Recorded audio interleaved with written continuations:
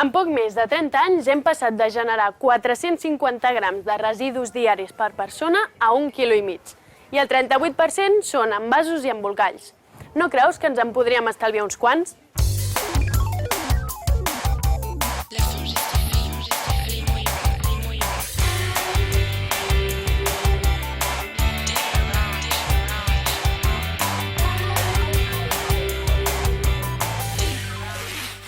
Si avui llancessis una ampolla d'aigua al mar, d'aquí 4 segles i mig probablement encara no s'hauria degradat del tot. El plàstic es va inventar perquè era un material amb una vida molt llarga i avui el que es busca és tot el contrari, que els materials es degradin més ràpidament i de forma sostenible. Per això s'experimenta amb altres materials com el midó de blat per fer tot tipus d'envasos.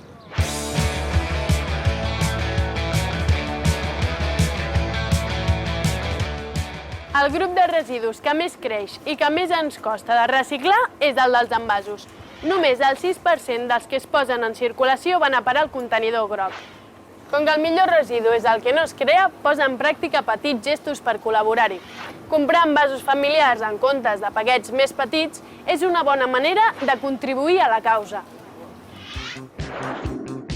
Heu pensat alguna manera d'estalviar en envasos, embolcalls o...? Quan estàs en un súper no et poses a pensar ai, compraré això perquè em sortirà millor i no hauré de llançar tanta cosa. En veritat, compres el que t'agrada i si hi ha més plàstic, doncs ja el llançaràs i té gent.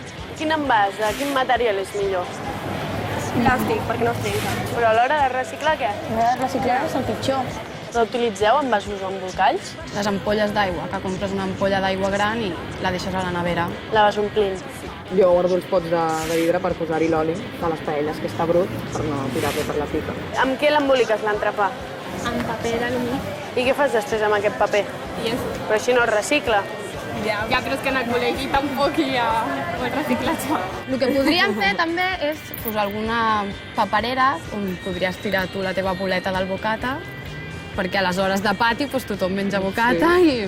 Seria una solució. Sí. Quan necessito bons consells em ve al cap una persona.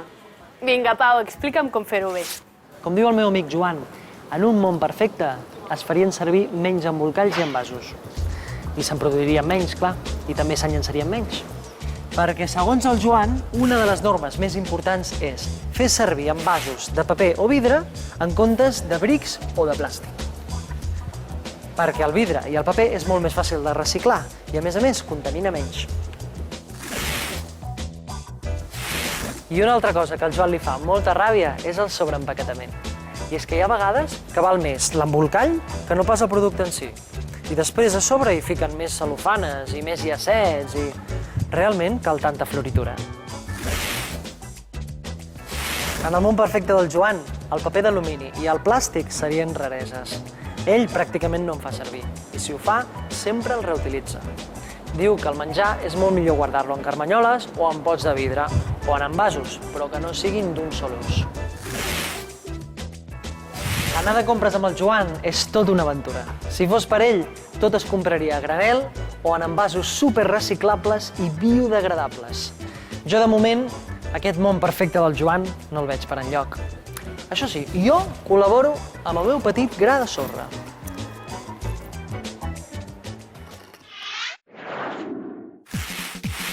I per acabar la visita al súper, tomàquets per l'amanida. Però els agafo granel o empaquetats? A granel, com menys envasos millor. A més, sabies que en cas de no reciclar-les bé, les safates de Porexpan tenen un impacte ambiental molt fort? I si has de fer servir Porexpan, llença-lo al contenidor groc i esmicola'l abans de llançar-lo per reduir el volum d'aquest tipus de deixalles. Però on hi hagi un bon cistell, no calen envasos innecessaris. Els envasos són necessaris per conservar el menjar, emmagatzemar-lo i transportar-lo. Però cal anar amb compte. Si n'abusem i els llancem allà on ens sembla, aquests residus acabaran embolcallant-nos a nosaltres. I parlant del tema, he d'embolicar el regal del Pau. Sort que tenia desats els papers de cel·lofana dels regals dels Reis. Apa, adéu!